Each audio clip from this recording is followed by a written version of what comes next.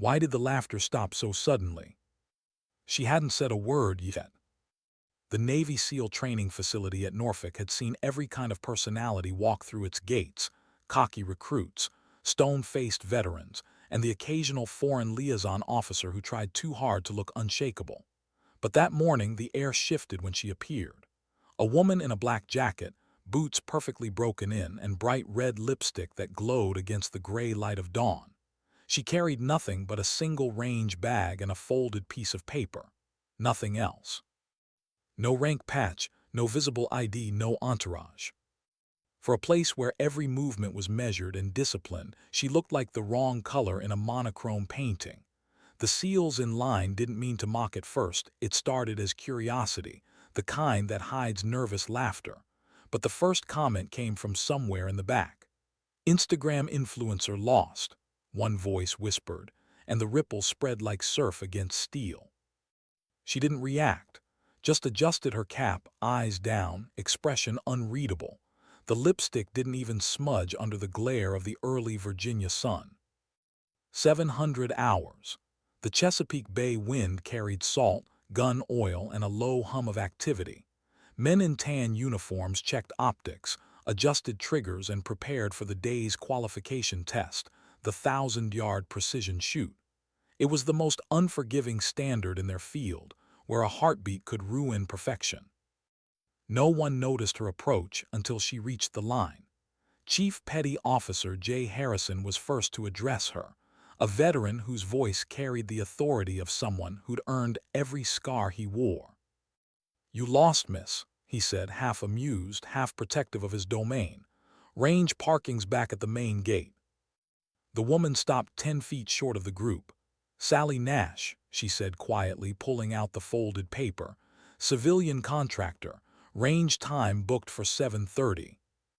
A few chuckles scattered across the line. Petty Officer Danny Brooks grinned, elbowing the man next to him. "Range time? What is this, a photo shoot? Maybe she's here to film a tutorial, lipstick and long-range optics." Laughter again. It wasn't cruel, but it was dismissive, casual, the kind of laughter used to maintain comfort when something unfamiliar enters a familiar world. Sally didn't reply. She simply looked down at her paperwork, then refolded it with methodical precision, slipping it back into her jacket pocket. If she was offended, it didn't show. Her breathing remained steady. Her stance never shifted. "Seriously," Harrison said, his tone sharpening. "This is a restricted facility. Precision marksmanship qualifications are for active personnel only. Whoever scheduled that time probably made an administrative mistake." The group murmured in agreement. This was their space, their brotherhood. The idea of a civilian walking into their test, their sacred ritual of precision, seemed absurd. Sally didn't argue. She stepped away, found a patch of shade against the concrete wall, and sat. The range bag rested beside her boots. She opened it just slightly, checking something inside, then zipped it closed. That was when Master Chief Robert Garrison noticed her. He was crossing the compound toward Range 7, clipboard in hand, reviewing qualification rosters. 15 years of running, this program had made him sharp to anomalies. He knew how to read body language faster than names on a page. Something about the woman sitting by the wall, her posture, the absolute stillness in her breathing, made him stop. At first glance, she seemed to be waiting like anyone else. But to a trained eye, the details spoke louder.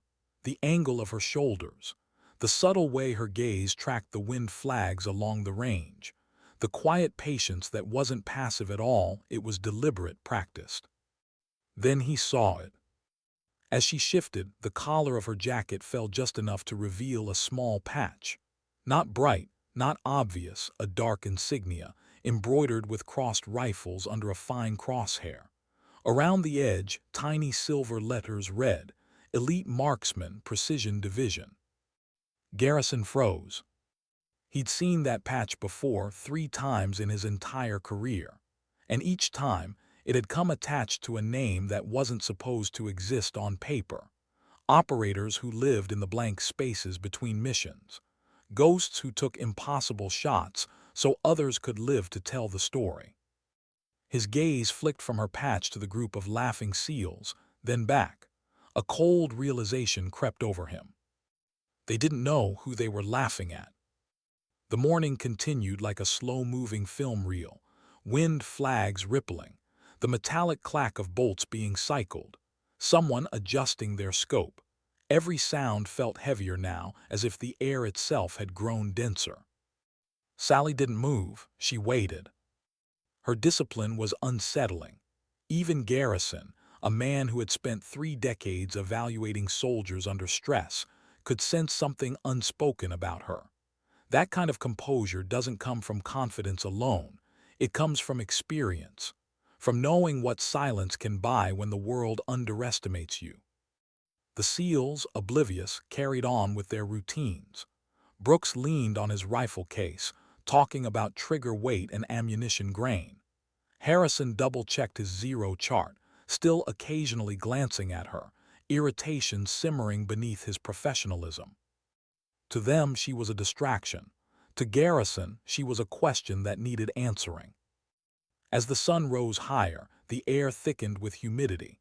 Heat shimmered above the concrete like glass. Sweat traced slow lines down the backs of the men waiting for their turn to shoot. But Sally's posture didn't waver. Her stillness became something more, not stubbornness, but endurance. Harrison eventually set down his gear. He wasn't a cruel man, but pride can disguise itself as protocol. "Chief, I'll take care of this," he muttered to Brooks, then walked toward her again. She looked up only when his boots stopped in front of her. "Ma'am," he began, polite but firm, "this isn't a public range. I don't know what kind of clearance you think you have, but this area's for active military personnel." She listened, that was all. He expected defensiveness, maybe a protest, maybe tears. But she just nodded once, as if acknowledging a fact, not an insult. "This qualification," he continued, "isn't for hobby shooters. It's not something you just book time for. It's real.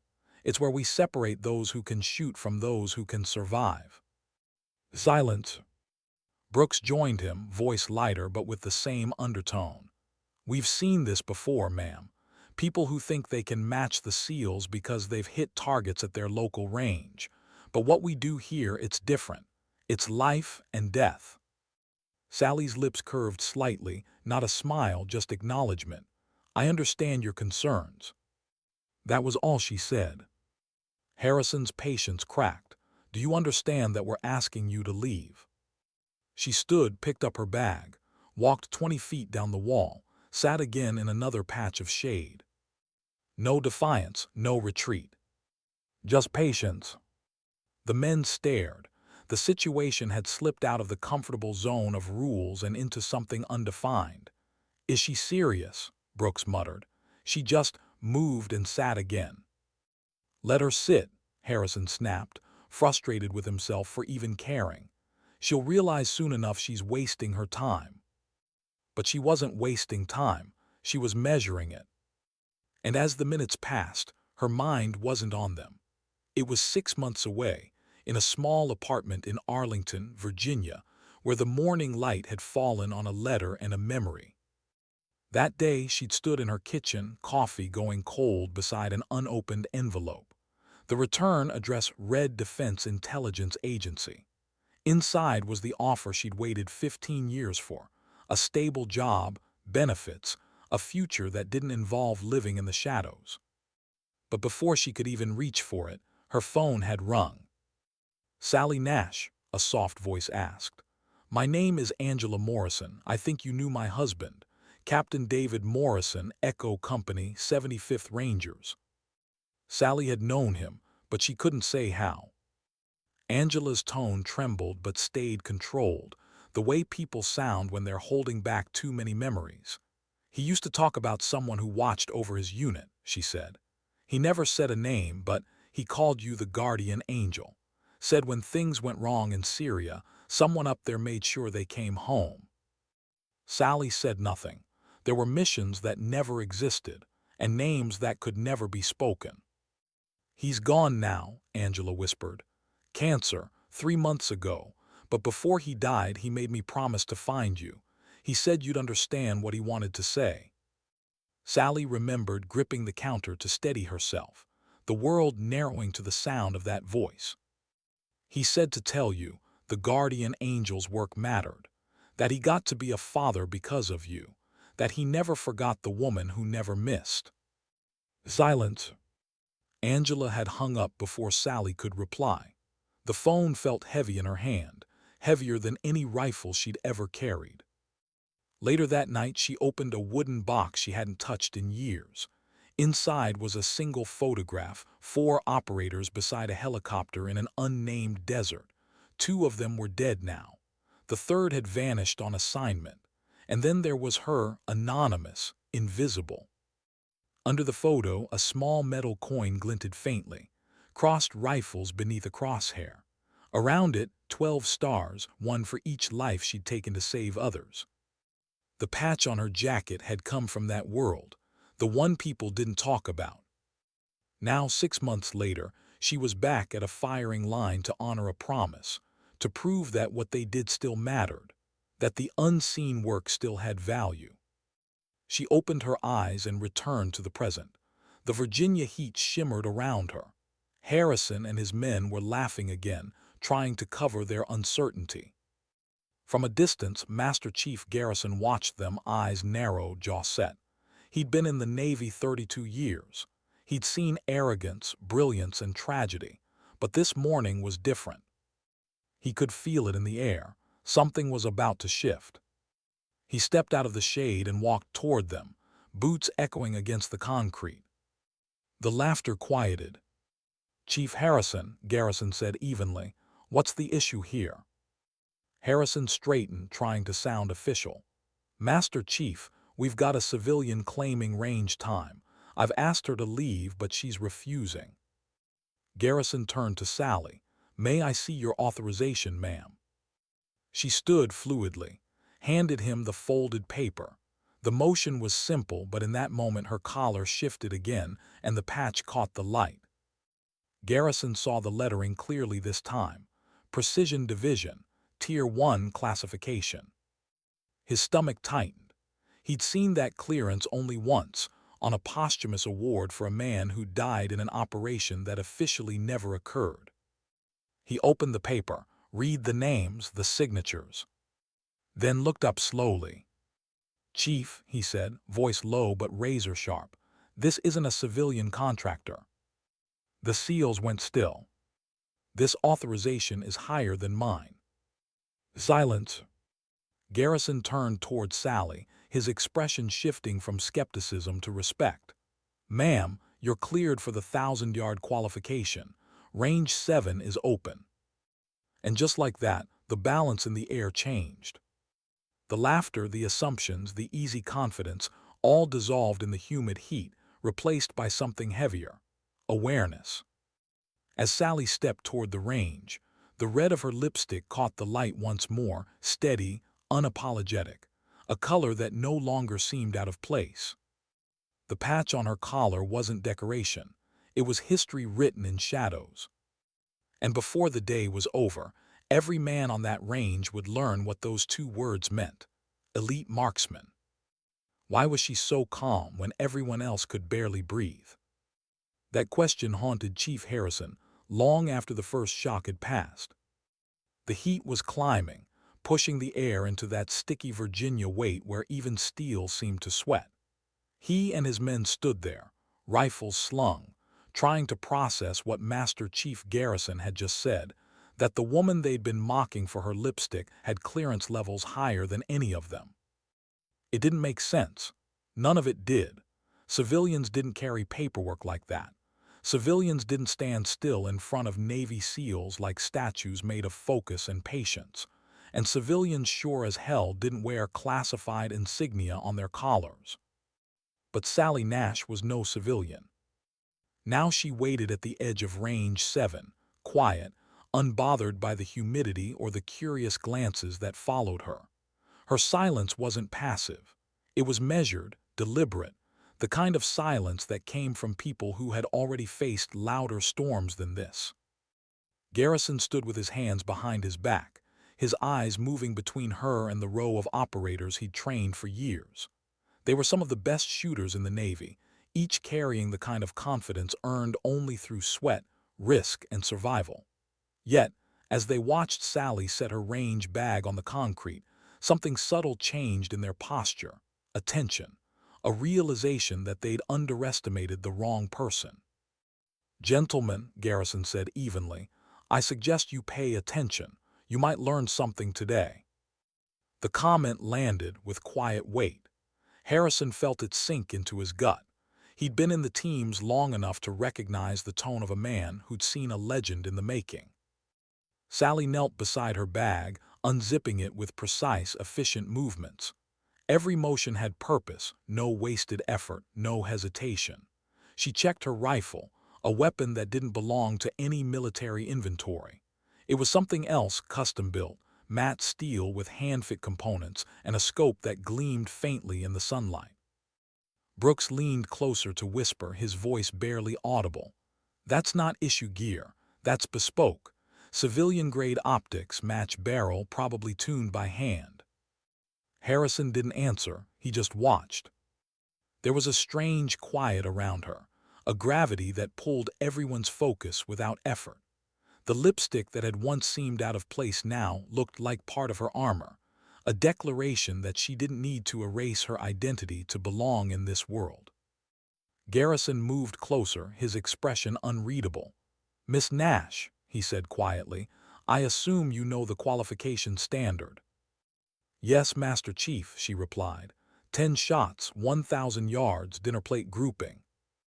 "And the environmental factors." She glanced toward the flags. "Winds moving 2 to 3 knots, variable direction. Mirage will start shifting in about 15 minutes when the concrete heats. Humidity will push muzzle velocity down 5 to 7 feet per second." She said it like she was reading a grocery list. Brooks blinked. She's reading the air like she's talking to it. Garrison only nodded. "You may proceed." Sally lay prone, settling into the concrete firing position like she'd done it 1,000 times. Her breathing slowed, chest rising and falling in deliberate rhythm. Her hands moved across the rifle with practiced familiarity, a small adjustment to the scope, a smooth check of the bolt, the subtle tightening of her shoulder. Then everything stopped. The wind dropped, the chatter faded. The range felt suddenly still, as if the world itself had paused to watch. She fired. The sound was sharp but clean, a single crack that carried across the bay. On the scoreboard, the digital screen flickered, then displayed a hit so perfectly centered it looked like a computer simulation. 2 inches from dead center. Someone exhaled in disbelief. She cycled the bolt without looking away from the target, fired again. Second impact touching the first. By the third, a triangular grouping smaller than a quarter. By the fifth, a cluster that physics had no right to allow. Harrison's mouth went dry. He'd shot on this range 100 times. He'd spent years refining his breathing, studying wind drift, memorizing drop tables, but he'd never seen anyone make it look that effortless. She wasn't adjusting between shots, she was predicting them, reading the air, anticipating shifts before they happened. "Jesus," Brooks whispered, "she's not just good, she's surgical." Shot 6, then 7. Each impact erased doubt. Shot 8 split the edge of her own bullet hole. Shot 9 reinforced it. The final round, number 10, broke the silence like a heartbeat in an empty room. When the scoreboard refreshed, the group size appeared, 1.3 inches center to center. No one spoke, no one breathed. Even the distant gunfire from other ranges seemed to fall quiet. Harrison felt the back of his neck prickle. In 20 years of service, he'd never seen a group that tight, not at that distance, not under those conditions. It wasn't just shooting. It was control, perfect, absolute, terrifying control. Sally rolled onto one knee, cleared her rifle, and began packing her gear. Her movements were calm, unhurried. There was no display of pride, no glance for validation. She'd done what she came to do. Garrison approached the firing line, stopping a few feet away. "Miss Nash," he said quietly, "in 15 years of running this program I've never seen anything like that, not even close." She met his eyes, her tone simple. "Thank you, Master Chief, but it's not talent, it's repetition, 20 years of it." There was no arrogance in her words, just fact. The SEALs gathered behind them, silent now. Brooks finally spoke, his voice rough. "Ma'am, if you don't mind me asking, how do you even train for that? For that kind of consistency?" She looked at him for a long moment, then said, "By understanding that missing isn't an option. When it is, someone dies, and you remember that every time you pull the trigger." No one replied. Her words weren't dramatic, they were too honest for that. The weight in them came from truth, from lived experience that couldn't be faked. Garrison turned to his men. "Gentlemen," he said, voice carrying across the range, "you've just seen what mastery looks like, and if you're smart, you'll remember what it felt like to be wrong." The words hit deeper than any reprimand could. Harrison swallowed hard. He stepped forward, removing his cap. "Ma'am," he said, voice steady but quiet, "on behalf of my team, I want to apologize. We made assumptions that were ignorant. We were wrong." Sally regarded him for a moment. Then she nodded once. "Apology accepted, Chief. You were doing your job, protecting your ground. That's what good soldiers do." The humility in her tone made the apology sting even more. Garrison smiled faintly. "Miss Nash, if you're not opposed, I'd like my men to observe your post-run calibration. Consider it advanced training." She paused, studying him, then gave a single nod. "Of course." For the next hour, they watched as she worked, explaining wind corrections, shot-to-shot deviations, the subtle dance between environment and equipment. Her voice stayed calm, precise, carrying that quiet authority that only comes from absolute understanding. The lipstick that had seemed like vanity now looked like defiance, the mark of someone who refused to let the world dictate how strength should look. When the session ended, Garrison signed her qualification record himself. The numbers were so unreal that he had to check them twice before sealing the form. As Sally packed up, he walked beside her toward the gate. "You remind me," he said softly, "of the people I used to brief in blacked-out rooms, the ones who came in without insignia and left without names." She didn't look at him, just kept walking. "That's the point, Master Chief. The best work doesn't leave a name." He nodded, understanding.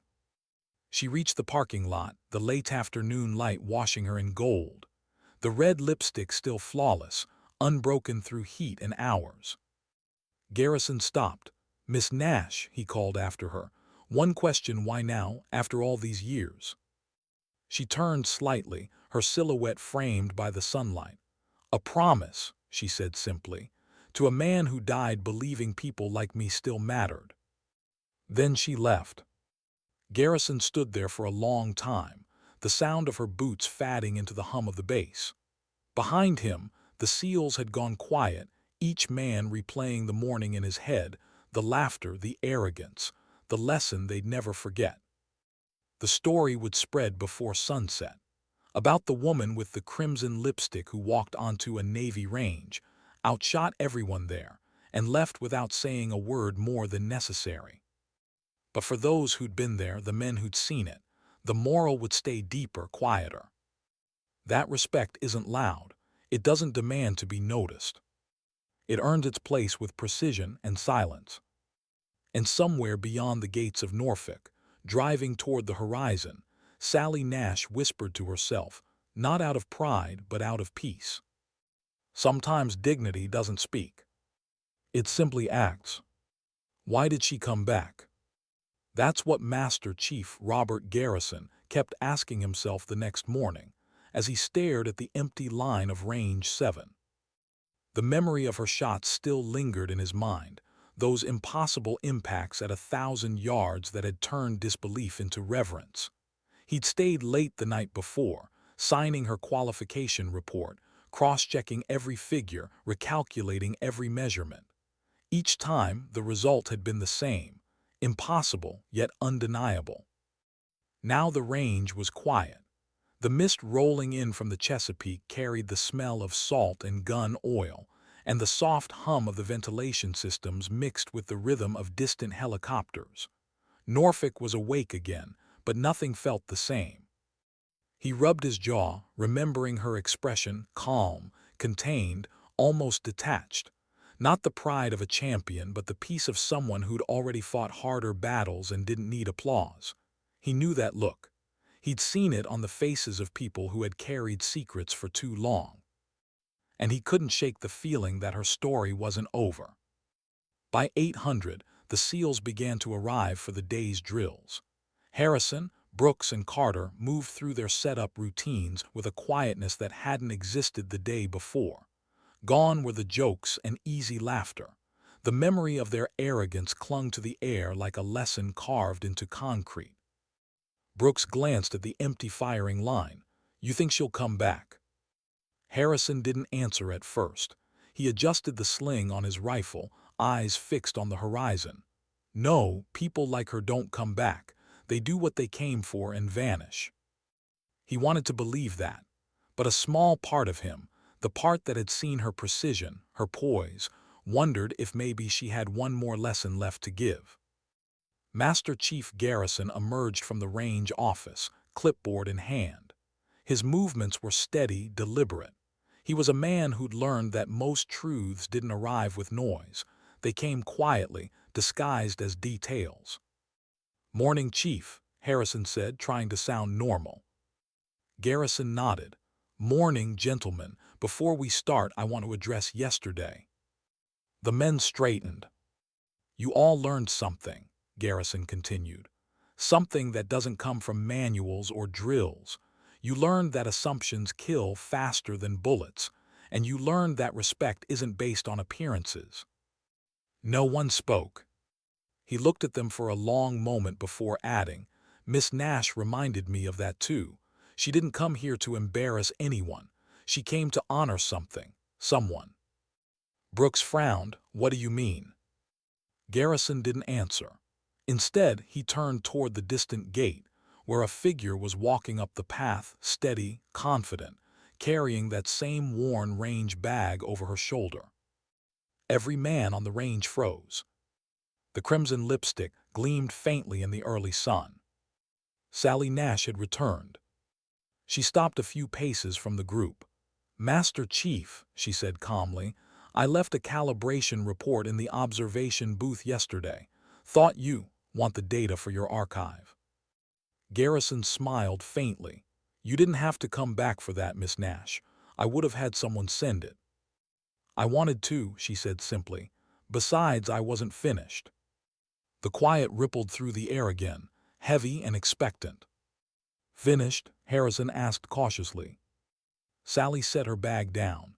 "Yesterday was about proof, today is about purpose." She opened the bag, revealing not just her rifle but something smaller. A box of data drives, notebooks filled with hand-drawn ballistic charts, and field diagrams annotated with distances and wind patterns. "I've been collecting data for years," she said, her tone clinical, detached but not cold. "Operational environments, atmospheric conditions, adaptive marksmanship. This," she gestured to the notes, "is everything I know that can be taught without clearance violations." Brooks blinked. "You mean you're going to teach us?" Her eyes moved across the group. "I'm going to share what I can, what should never have been forgotten." Garrison nodded slowly, realization dawning. She wasn't here for validation. She was here to pass something on. The morning training halted. The SEALs formed a semicircle around her as she spread her materials across a bench data that looked more like scientific research than marksmanship notes. "Every environment lies to you," she began. "Wind, mirage, temperature, they're all deceivers. The only constant you can rely on is discipline. You don't fight the elements, you learn their rhythm." Her words came steady, deliberate. the cadence of someone who'd taught before, not in classrooms but in the field under threat, when seconds decided lives. She demonstrated subtle adjustments, ways to read heat shimmer by watching light distortions near the target base, how to gauge crosswinds by observing the flick of grass 30 yards ahead instead of wind flags. Her teaching wasn't about formulas, it was instinct honed by experience. "Every bullet tells a story," she said softly. "It travels through truth, it carries your decisions, and when it lands it asks one question: were you certain?" For a while the men forgot who they were talking to. They forgot rank, ego, even time. They just listened. Harrison found himself asking questions he'd never voiced before, about breathing, about mental endurance, about detachment from noise in combat. She answered each one with patience that surprised him.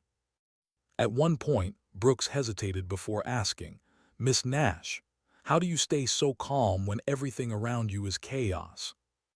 She paused, then said quietly, "You stop thinking about the noise.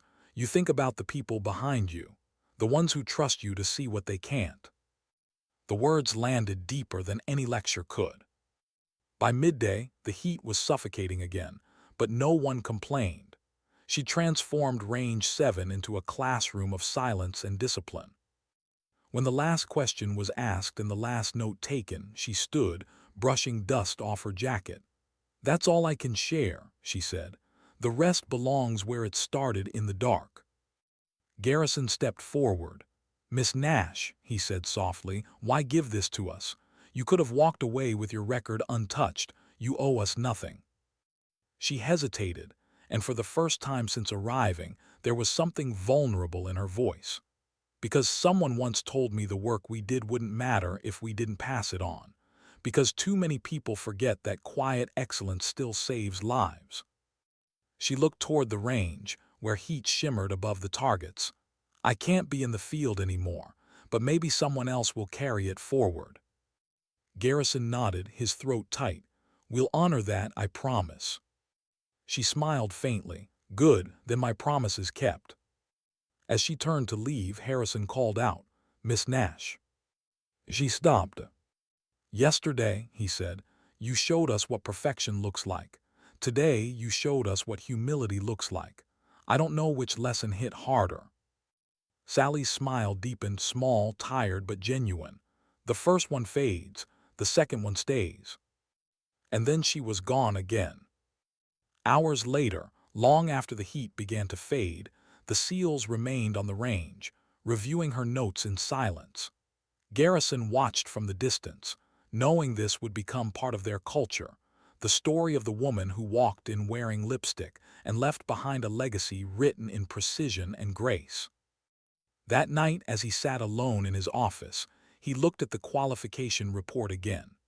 The numbers were almost absurd in their perfection, but what lingered in his mind wasn't her accuracy. It was her voice, her stillness, her ability to remind hardened warriors of something simple and profound. That respect isn't declared, it's earned quietly. And sometimes, it walks away before anyone even realizes they've been changed. Why did her eyes seem heavier that morning? It was the same calm face, the same measured movements, but something behind those eyes had changed. Sally Nash had spent her life learning to hide fatigue, to bury every emotion beneath discipline and silence. But even silence has weight, and the kind she carried couldn't be left at the gate. The next morning, when she walked back through the chain-link entrance of Range 7, the base had already changed in ways no one could quite explain. Her name had spread in whispers. The woman with the red lipstick, the ghost shooter, the elite marksman. Every instructor knew it wasn't rumor, it was fact. Now, as the early sunlight painted the Chesapeake in molten gold, the facility felt different, slower, more aware, as though the very air respected her presence. Chief Harrison was already there, inspecting rifles laid out on a steel table. He looked up, caught sight of her, and straightened instinctively. "Morning, ma'am." She gave a faint nod. "Chief." It was the first time he'd seen her without her cap. Blonde hair, faintly streaked with gray, caught the light. For a fleeting second, he realized she was older than he'd assumed. Older, but timeless in a way that only people forged by experience can be. Master Chief Garrison appeared soon after, clipboard under his arm. He looked like he hadn't slept much, yet his energy was sharp, focused. "Miss Nash," he said, "I wasn't sure we'd see you again." "I wasn't sure either," she admitted quietly. That answer told him more than a dozen explanations could have. She wasn't there for accolades. She was there because something in her still felt unfinished. Garrison gestured toward the range. "The men have been reviewing your notes since yesterday. I don't think I've seen this much focus from them since deployment prep." "Good," she said. "Focus is where improvement starts." The SEALs stood in a loose formation nearby, equipment ready. But this time there was no trace of arrogance. Their eyes followed her movements with genuine respect. Brooks even looked uneasy, like a student afraid of disappointing a teacher he admired. "Today," she said, setting her range bag down, "you're not here to shoot. You're here to listen. Because marksmanship isn't about the trigger, it's about the mind behind it." She paced slowly along the firing line, voice low but steady. "Every shot starts before you touch the rifle, in your breathing, in your intent. If your mind is cluttered, the bullet will wander. If your mind is clear, the bullet will listen." Her words came like quiet waves, rolling over the men in rhythmic calm. "Yesterday," she continued, "I shot 10 rounds, perfectly, but that wasn't the test. The test was patience, precision without rush, stillness under judgment." Harrison frowned slightly. "You mean the discipline of waiting?" Sally met his gaze. "Exactly.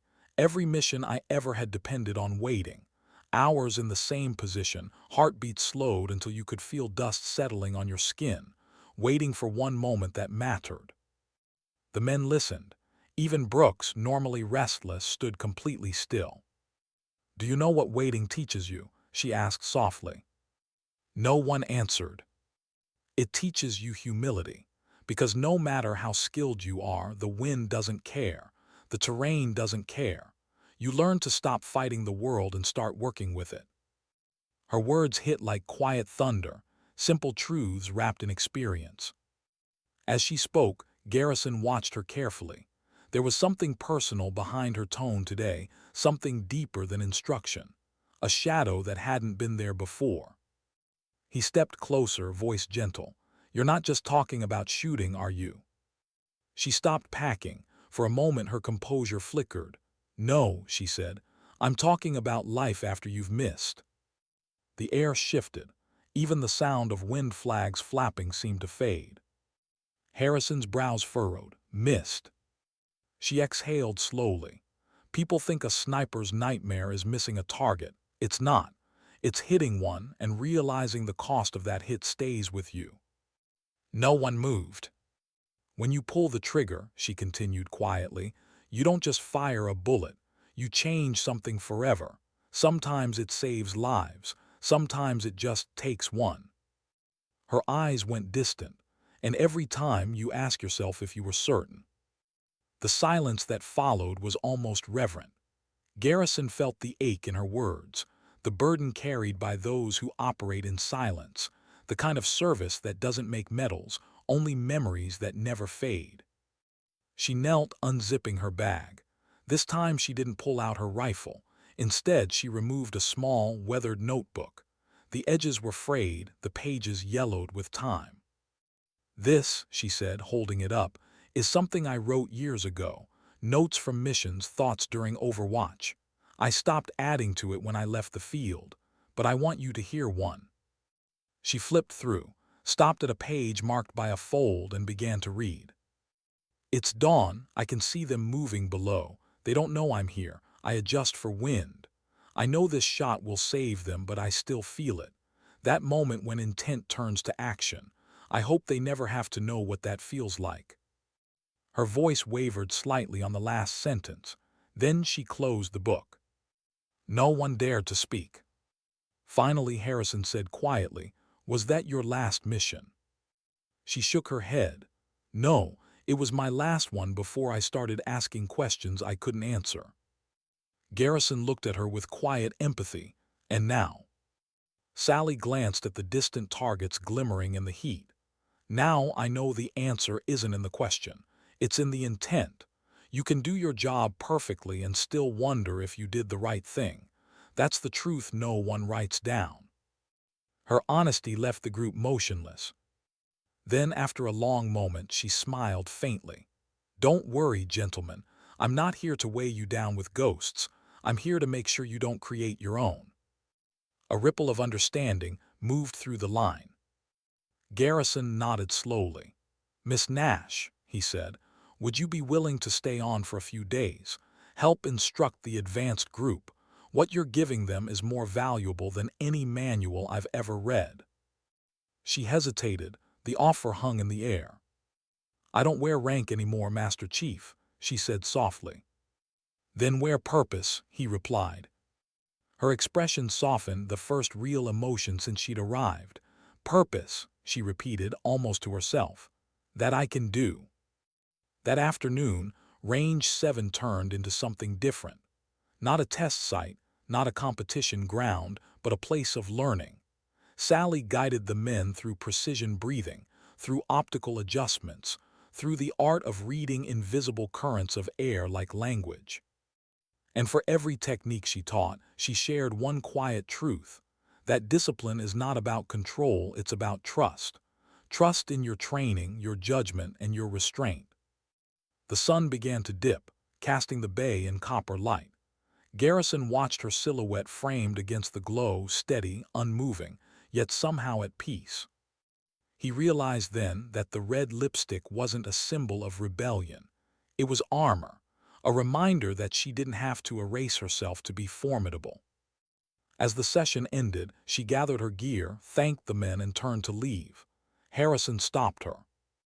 Ma'am, he said, voice low, that notebook, the one you read from, do you ever regret keeping it? She looked down at it in her hands, thumb tracing the worn edge. No, she said, because memories fade, guilt fades, but lessons, they need to live somewhere. He nodded. When she walked away this time, no one tried to stop her. No one doubted her right to be there.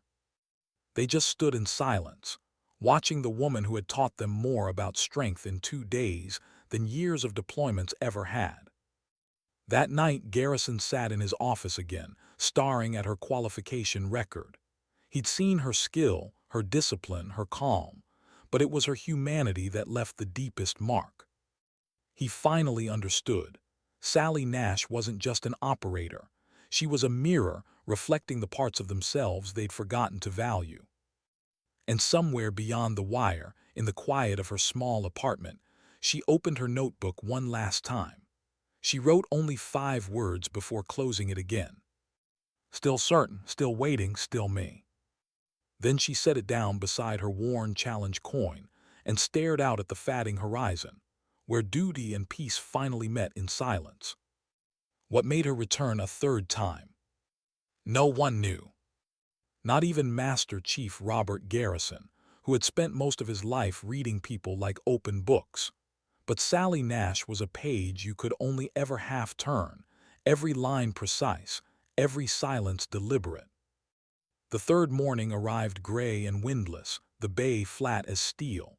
A fine mist drifted across the range, softening every sound into something muted, careful. The SEALs had already gathered, rifles checked, optics wiped clean. No one was laughing this time. Not since the lipstick, not since the lesson.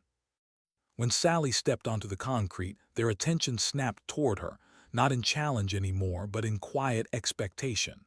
Harrison gave a respectful nod. Brooks straightened without being told. Even Carter, the loudest among them, kept his voice low. She looked the same as always, hair tied back, black jacket, the faint gleam of that crimson lipstick like a signature she refused to erase. But today, there was something different in her posture. Not tension, not fatigue, purpose. Morning, she said simply. Morning, ma'am, they answered almost in unison. Garrison approached from the observation deck, hands clasped behind his back. "Didn't expect to see you again this soon." "I wasn't done," she said, "not with them." The chief studied her carefully. "Then let's find out what unfinished looks like." They began in silence, the kind that settles between people who already understand what's at stake. Sally stood in front of them, eyes steady. "Yesterday," she began, "we talked about patience, about humility. Today we talk about consequence." Brooks frowned slightly. "Consequence?" She nodded. "Every profession has one. For you it's life and death. For me it was the same. But consequence isn't about punishment, it's about awareness." She paused, scanning their faces. "You pull a trigger and something changes forever, even if you were right, even if it saves lives." The words hung heavy in the humid air. "I spent most of my career being certain," she continued. "Certain about angles, about distance, about purpose. But the truth is, certainty is just a comfort we build to survive what comes after."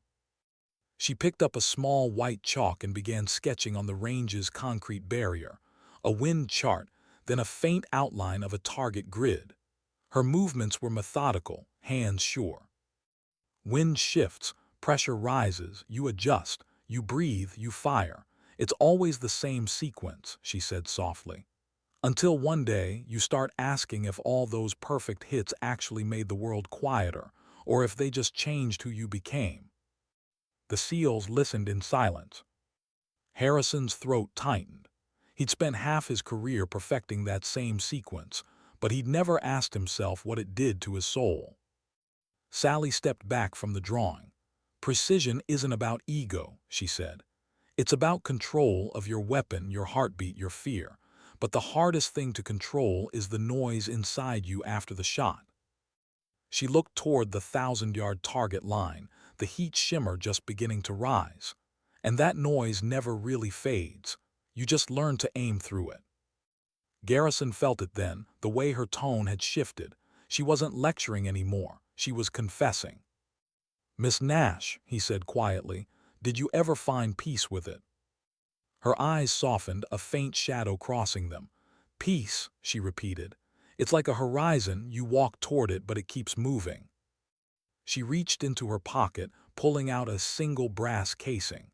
The metal was scratched, its edges tarnished by time. She held it between her fingers for a long moment before speaking again.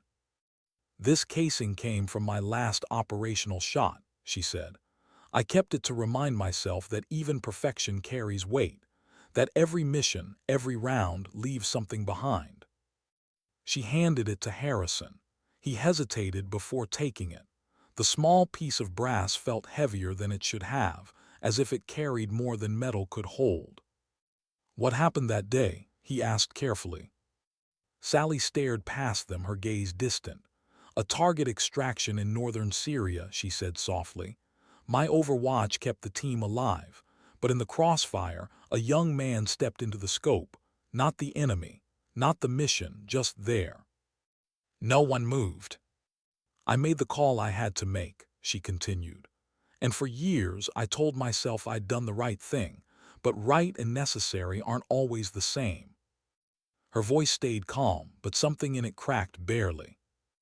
"I promised myself that if I ever lost sight of the difference between duty and compassion, I'd stop pulling triggers. That was the day I stopped." Garrison's chest tightened. He knew that kind of silence, the kind built on years of justifying what couldn't be undone. Harrison lowered his eyes, the brass casing still in his palm. "And now you're back here," he said. "Why?" She smiled faintly, the kind of smile that carries more memory than joy. "To remind myself that purpose doesn't disappear when you put the rifle down. It just changes shape." She turned to the rest of them. "You think precision is about where your bullet lands, but it's really about where your heart stays when it does."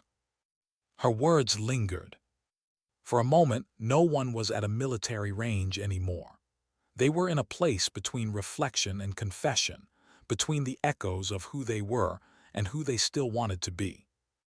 The wind picked up, whispering through the flags. Then Sally exhaled, the tension leaving her shoulders. All right, she said quietly, enough philosophy. Let's get practical. She spent the next 2 hours walking them through long-range breathing drills and positional transitions. Her instruction was exact, every correction delivered with respect. There was no barking, no bravado, just a kind of disciplined kindness. When Brooks failed to hold his position through the full cycle, she didn't scold him. She crouched beside him, whispering, "Your lungs are your metronome. Don't fight them. Listen." When Carter overcompensated his windage, she simply said, "The bullet doesn't care about your confidence. It cares about your math." By the end of the session, something subtle had shifted. The SEALs weren't just training. They were relearning respect for the craft, for the weight of what they carried. As the sun reached its zenith, Garrison called for a break. The men stepped back, drinking water, faces reflective. Sally stayed on the line, watching the distant targets shimmer. Harrison approached, still holding the brass casing. "You kept this for years?" he asked. She nodded. "Some reminders you don't bury, you just learn to carry them differently." He hesitated, then held it out to her. "It's not mine to keep." But she shook her head. "No, Chief, keep it. Maybe one day when you're standing on a range somewhere and you feel the weight of what you do, you'll remember that precision without empathy is just math." He closed his fist around it, feeling the edges dig into his palm. "I won't forget," he said quietly. Garrison watched the exchange, something unspoken passing between them, soldier to soldier, burden to burden. The afternoon light began to fade and Sally finally gathered her things. Before she left, she turned to the group once more. "You men are already elite," she said. "But don't let that word become armor. Skill means nothing if it keeps you from listening, to mind, to judgment, to conscience." The team stood in silence as she walked away, the echo of her boots fading into the hum of the bay. Harrison looked down at the brass casing again, the small mark near the rim catching the sunlight. It wasn't a trophy. It was truth, one that whispered louder than any medal. That evening, Garrison wrote a single note in his training log. "Precision is not the absence of doubt. It's the ability to act despite it." And somewhere beyond the wire, in a quiet motel outside Norfolk, Sally Nash sat by the window, watching the sun bleed into the horizon. She'd given away the casing for a reason. Because sometimes, letting go was the only way to aim forward. Why did she pause before taking that last step onto the range? It wasn't hesitation, not the kind that came from nerves. It was the kind that comes when you know you're about to close a chapter you've lived too long inside. By the fourth morning, Range 7 was different. The chatter of soldiers had softened into quiet focus. Every man carried his rifle like it was more than steel now, like it was responsibility. And the woman who had once been the punchline of a joke had become their compass. Sally Nash walked slowly across the concrete, the same lipstick marking her defiance, the same calm stride that made time itself seem to slow down around her. But there was something heavier in her eyes, not exhaustion, but conclusion. The kind of finality that soldiers recognize but never say aloud. Chief Harrison was the first to greet her. "Morning, ma'am," he said quietly. "Morning, Chief," she replied, a faint smile curving at the corner of her lips. Master Chief Garrison was already waiting, standing near the command booth. "You've caused a storm on base, Miss Nash," he said, half amused, half proud. "The instructors are talking about rewriting half their curriculum after watching you." She gave a soft laugh, the first real one anyone had heard from her. "Then at least something useful came out of my stubbornness." He studied her expression. "You're leaving soon, aren't you?" Sally looked toward the bay. The horizon was wrapped in mist, the air humming with the distant drone of aircraft. "I haven't decided," she said, but her voice said otherwise. The SEALs lined up, silent and ready. They'd stopped treating her as a guest long ago. She was part of their rhythm now, the quiet instructor who taught them to shoot straighter by teaching them to feel more. She set down her gear. "All right," she said, Let's make this one count. They began the drills in sequence: wind estimation, mirage reading, long-distance correction. But there was no urgency today. Every motion felt like memory, familiar, practiced, almost ceremonial. Sally walked among them, offering small corrections, adjusting a hand here, a stance there. But her voice was softer today, as if she were memorizing the sound of their presence more than instructing them. Brooks noticed first. "Ma'am," he said gently, "you okay? You seem quieter than usual." She smiled faintly. "Just listening," she said. "It's the only way to know when it's time to go." He frowned but didn't press. As the morning went on, her precision remained unmatched. She fired a few rounds herself, purely to demonstrate, and each one struck with that same impossible perfection. Yet even in her flawless performance, there was something wistful in her movements. After the session, Garrison approached her with a small envelope. "Command wants you to know," he said, "that your records are being reinstated under advisory clearance. They're offering a position, field training consultant, advanced ballistics program." Sally stared at the envelope for a long moment. "I thought I buried that part of my life," she murmured. "You didn't bury it," he said. "You just waited until someone was ready to listen again." She didn't open it. She just tucked it inside her range bag and looked toward the horizon. "Before you decide," Garrison continued, "there's someone I want you to meet." He gestured toward the observation tower, where a young woman was standing, mid-twenties, nervous, holding a range clipboard like it might break. "Petty Officer Daniels," he introduced. "One of our junior marksmen. She's been studying your data since you got here." Sally smiled, extending her hand. "You shoot." Daniels nodded, "Trying to, but not like you." "Don't try to," Sally said. "Shoot like you. The target doesn't care about imitation. It listens to conviction." The young woman blinked, then smiled shyly. "Yes, ma'am."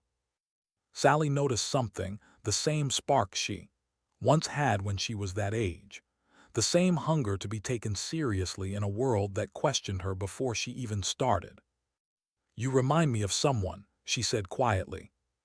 "Who?" Daniels asked.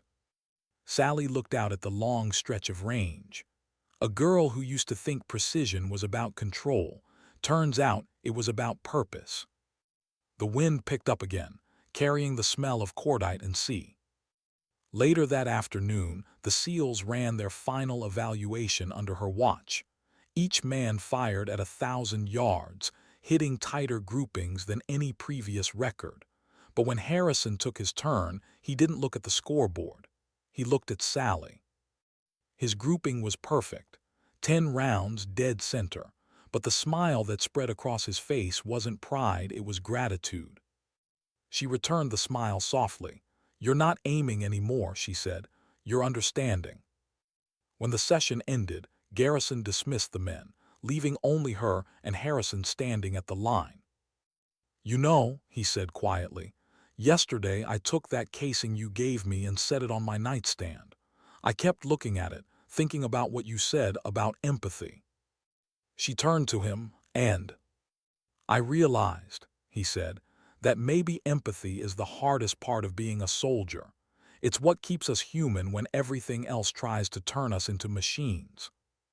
Her eyes softened. "That's the lesson, Chief. You don't lose humanity by fighting, you lose it by forgetting why you fight." For a while they stood there, just two silhouettes against the dimming light. Then Sally took off her cap and placed it on the range table. "This was supposed to be my last day," she said softly. "But maybe endings are just pauses in disguise." Garrison nodded. "If you leave, you'll be missed. If you stay, you'll be needed. Either way, you've already changed more than you know."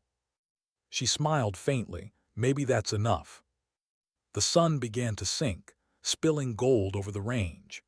Garrison started walking back toward the office, but Sally lingered, staring downrange as the targets faded into the haze. Her hands trembled slightly, not from weakness but from memory. She whispered something to herself, almost inaudible. Still certain, still waiting. When she finally turned to leave, she found Daniels waiting by the gate. The young woman straightened, nervous again. "Petty officer," Sally said softly, "when you shoot tomorrow, remember one thing: it's not about proving you can hit the target. It's about proving to yourself that you still care where it lands." Daniels nodded, eyes bright. "I won't forget." "Good," Sally said, "because I did once, and it took years to find my way back." She walked past the gate slowly, the evening wind catching her hair. For the first time in a long time, she didn't feel haunted, just quiet. Garrison watched from a distance, understanding what she didn't say. Some soldiers leave the battlefield only when they've taught enough others to never repeat their mistakes. The next day, her parking space was empty. No one saw her drive out, but a note was left on the range table, folded beneath her cap. It read simply, "You can't aim forward if you're always staring through the scope of yesterday." Harrison found it first. He didn't say a word. He just smiled, placed the note beside the brass casing on his nightstand, and whispered, "Thank you, ma'am."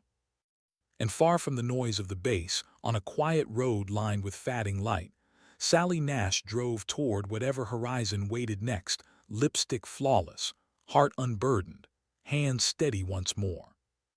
Because for the first time in years, she wasn't aiming to forget. She was aiming to begin. Why did the world feel quieter after she left? It wasn't that the base itself had changed. Range 7 still echoed with the snap of gunfire. The salt wind still rolled across the Chesapeake. But for the men who had trained under her, something invisible had shifted. They didn't speak of her absence at first. They didn't have to. It was in the way they adjusted their sights a little slower, breathed a little deeper before squeezing the trigger. It was in the silence before each shot, that second of stillness she'd taught them to honor. Chief Harrison arrived early every morning now. He didn't rush. He'd take a few moments just to stand at the firing line and listen to the hum of the sea, to the whisper of wind through the flags, to the rhythm of a world that kept moving even when its best people walked away. That morning, Garrison found him there, the brass casing sitting neatly on the bench beside him. "You still keeping that thing?" he asked. Harrison nodded. "She said it was a reminder." "It is," Garrison said quietly. "Reminds us that precision has a cost." They fell silent for a while, watching the sunrise crawl over the bay. Then Garrison exhaled, a thoughtful sound. "You know," Command asked if I'd heard from her. "Apparently she turned down the position." "Turned it down," Harrison repeated. Garrison nodded. "Said she'd already taught what mattered most. Said the rest was up to us." Harrison smiled faintly. "That sounds like her." For weeks after she left, the SEALs continued to train with her notes, her diagrams, her words scribbled in the margins of manuals she'd marked up during her sessions. They found themselves quoting her in briefings. They started calling moments of calm before firing Nash seconds. Brooks joked that she'd ruined him for any other instructor. "Nobody else makes silence sound like doctrine," he said. But behind the humor there was reverence. They all felt it. Her absence had become a presence of its own. One afternoon, while clearing out an old storage cabinet near the range office, Harrison found a sealed envelope addressed in her handwriting. "To whoever still listens." Inside was a single folded sheet and a small flash drive. The letter read, "If you're reading this, you've learned the easy part, how to hit what you aim at. Now learn the harder part, why you aim at it in the first place." The drive contains recordings from old mission briefings and target analysis. Listen to the tone, not the tactics. Precision isn't about knowing what to shoot, it's about knowing what not to. At the bottom was a single line, written in neat, steady cursive. "When your breathing steadies and your heart quiets, you'll hear more than wind. You'll hear conscience." Harrison sat there for a long time, staring at the page. That night, he gathered the men in the range briefing room. No orders, no ranks, just the same group who'd once laughed at the woman with lipstick and ended up rewriting their entire understanding of professionalism. He placed the flash drive into the console and pressed play. The speakers crackled, then came her voice, steady, calm, precise. The same voice that had once turned skepticism into silence. When you lie behind the rifle long enough, the world stops being noise. You start hearing things differently, the pulse in your ear, the weight of air, the sound of your own doubt. Every shot is a conversation between you and consequence. And like any conversation worth having, it requires listening. If you ever forget that, stop shooting. No one moved, no one spoke. By the time the recording ended, the room was silent except for the hum of the projector fan. Brooks swallowed. She knew we'd find this, he said quietly. Yeah, Harrison replied, and she knew we'd need it. After that day, Range 7 became more than just a training site.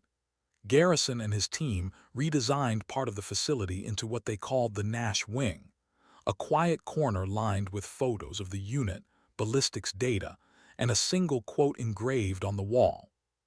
Still certain, still waiting, still me. A simple dedication followed, for those who aim with purpose. Months passed. Life moved on. Deployments came, operations ended, new faces arrived. But for those who had been there, the ones who'd seen her, heard her, learned from her, there was a change they couldn't quite describe. They carried themselves differently, spoke with less noise, listened more than they answered. And every time they stepped onto the range, someone would whisper, "Nash seconds," before the first shot. One evening, nearly 6 months later, Garrison received an unmarked package, no return address. Inside was a small leather notebook and a note in her familiar handwriting. "Chief, you once asked why I came back. I thought it was to prove something, but now I know. It was to remember that not every battlefield needs a rifle. Sometimes it just needs someone who still listens."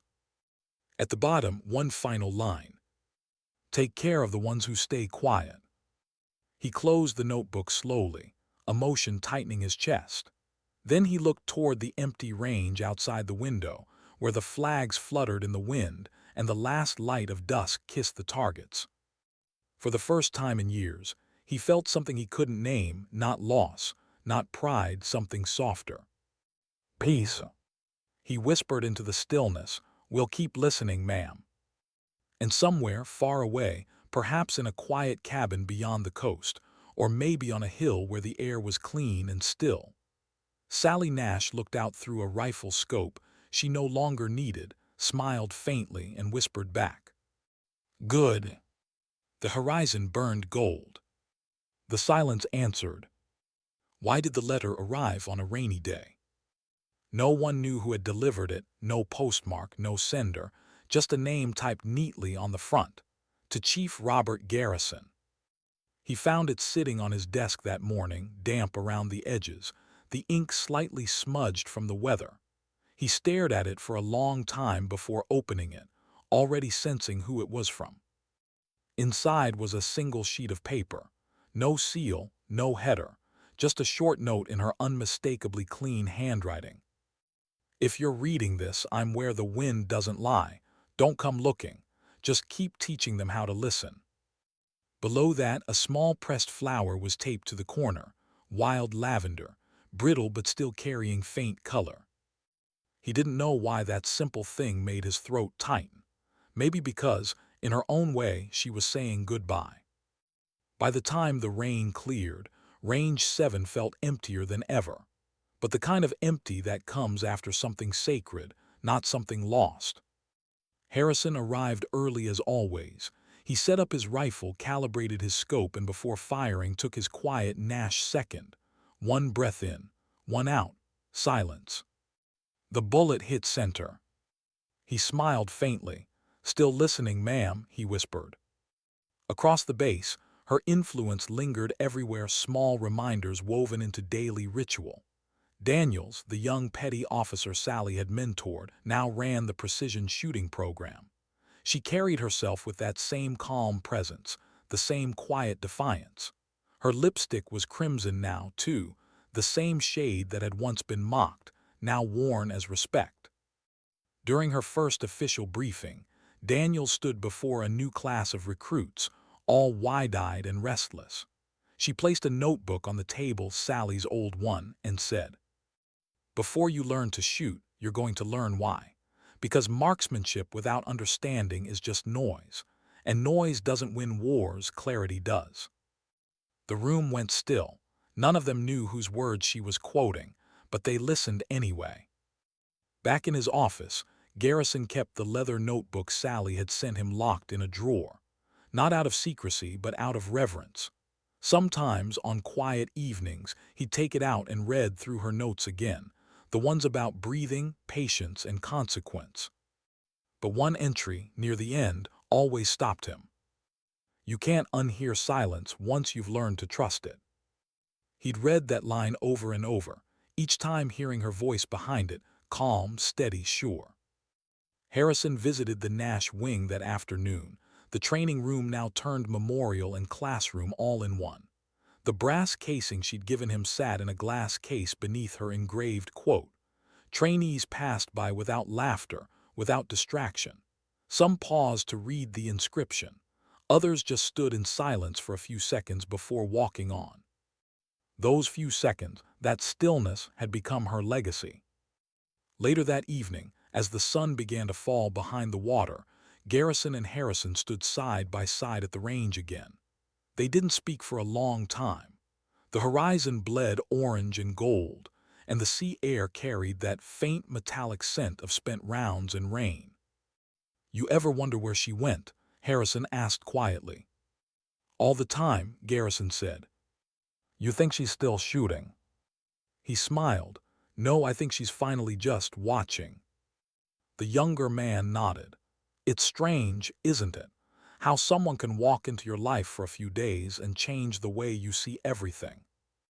"It's not strange," Garrison said. "It's rare."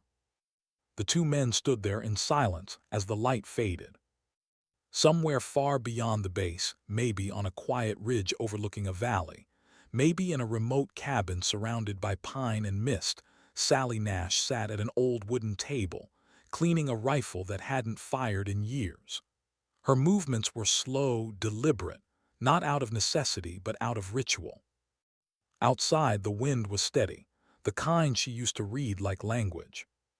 She looked out the window, where the last of the sunlight touched the hills, and smiled. There was no uniform now, no rank, no insignia, just a woman who had spent her life mastering silence, finally allowing it to hold her instead of haunt her. She poured herself a cup of coffee, set it beside the old, battered notebook, and opened to the final page. For a long moment her pen hovered over the paper. Then, with steady hand, she wrote. They laughed once, but they listened forever. She closed the notebook and leaned back in her chair, eyes softening at the sound of wind brushing past the windows, that old, familiar whisper that used to guide her aim. Peace wasn't something she'd found all at once. It had crept in slowly, like dawn over a long night. In Norfolk, the night shift instructor flipped off the range lights one by one. The sound echoed faintly across the empty lot. The last light above the Nash wing flickered, then dimmed. But the silence that followed wasn't absence. It was respect. And if you listened carefully enough, you could almost hear her voice again, steady, measured, alive in every word she'd left behind. Still certain, still waiting, still me. And maybe that was the truest thing of all, that dignity doesn't demand recognition, and greatness doesn't need applause. Sometimes it just walks in quietly, wears red lipstick, and leaves behind a silence no one forgets.